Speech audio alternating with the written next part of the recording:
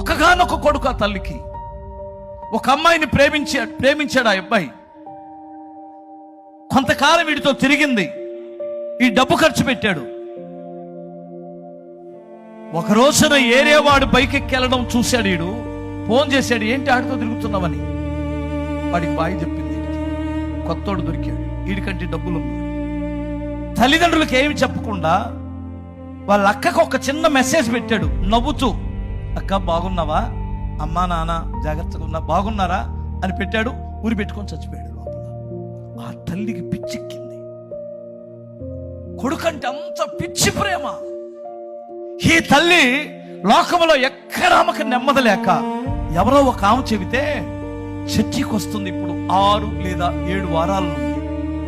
ఆ తల్లిని మొన్న నన్ను ఇక్కడ కూర్చున్నప్పుడు అడిగితే, ఎలా ఉందమ్మా అంటే, అన్నయ్య నా కొడుకుతో పాటు నేను కూడా చచ్చిపోదాం అనుకున్నాను.